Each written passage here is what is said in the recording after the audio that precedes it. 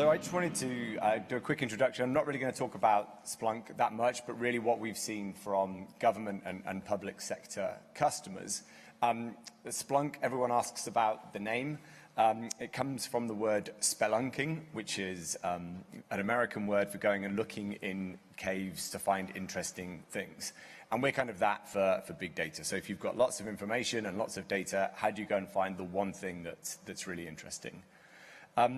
So it was really, the idea of this technologies of the future. So if you think of Gartner, and this is their near technology trends for this year and the next couple. And there's some very interesting things that they talk about, but it comes down to three main things. How do I protect citizens and these digital services and this digital transformation thing that we're talking about?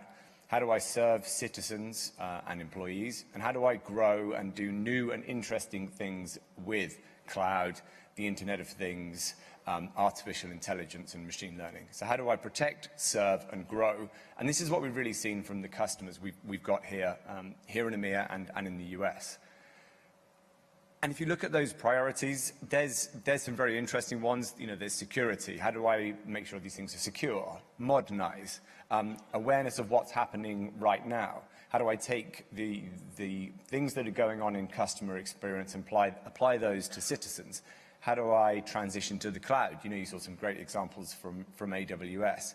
How do I become more efficient internally? And how do I make sure that I'm controlling fraud and abuse and waste? But we don't make it very easy for ourselves, across both the UK government and across the EU. There's these different silos that stop us transforming. It could be security, it could be DevOps, it could be the applications we have, it's the network, it's the infrastructure, it's cloud, it's our own operations. But these things kind of tend to live in isolation, and that can get in the way of us actually transforming and kind of putting the focus where it should be. And so, from what we've seen, and I've got some examples as well, a lot of this transformation in government is going to be underpinned by the data that we can get to.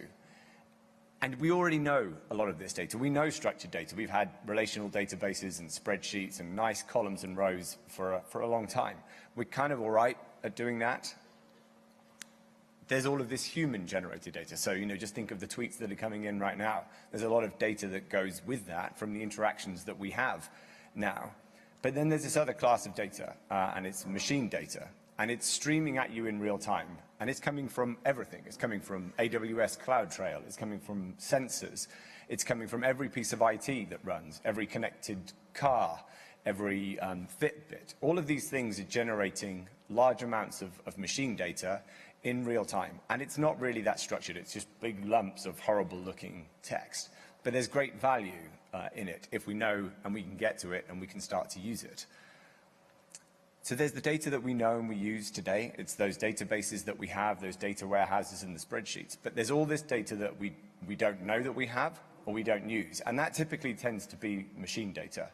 But you heard about CloudTrail. There's a record of everything that's happened in this data, but we're probably not using it as well as we could.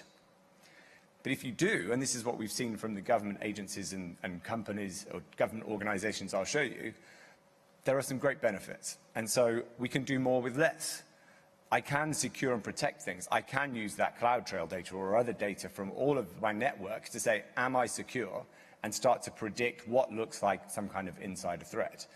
And I can start to manage a more complicated technology landscape. It's great we can do all of these things, but are we creating new problems as we add another silo or try and join them together?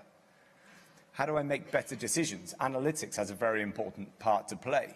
There was a lot of conversation in the previous technology discussion, but how do I start to just predict what's going to happen next?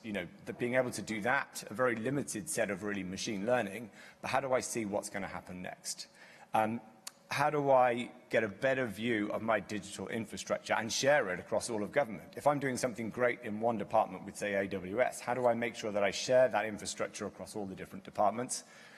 And how do I make that data accessible and usable and valuable to everybody across government, from IT to security to those people focused on that experience for the citizen? And as we do this, and as we go through this, we're going to have a different set of technology providers. Some will be outsourced, some will be cloud providers, and there will always be some stuff that stays in-house, potentially. but I've got to marry that up with how am I going to do new and interesting things with the Internet of Things and big data to create these new services. So we've seen this in some of the customers that we've got. Here are some names. We didn't plan UCAS. Maybe we should have synced up AWS and us beforehand.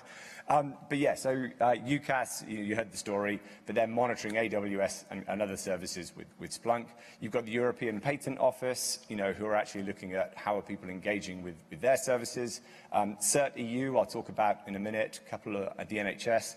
The Ministry of Defence talk about operate and defend. StatNet are monitoring kind of the power supply and the power grid in the Nordics. Dubai Smart Cities, Airbus to make sure they're secure. Lots of tax agencies who never want their logo on anything, but there's lots of them kind of using this machine data for that operate, defend, and protect, and build. A couple of examples. We talk about time to value from this data. So Deutsche Bahn had a hackathon. I think there's a hack event going on at the same time as this one. They got a load of people in and said, right, here's some data, show us what you can do in 24 hours. And by using that machine data that's coming off tracks and trains, you could then go back to them and say, right, you're going to have more delays between Hamburg and Frankfurt than Munich and Frankfurt because the sleepers are made of wood and it's been raining. And in 24 hours, that's the insight that you can get from this data.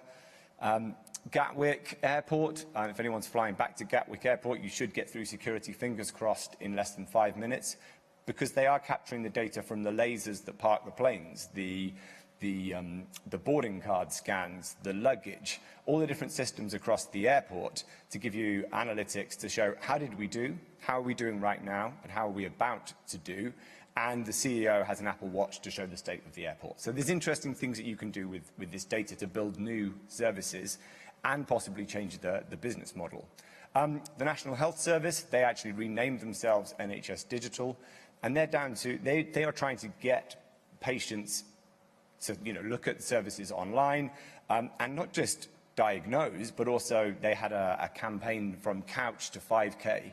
And they got about 200,000 people running off the back of this campaign. So they're delivering new healthcare services digitally by using this machine data. And I think they've got it down to about 1.5p per visit to the website, which obviously is taking a lot of burden off doctors. And the last one really is CERT EU.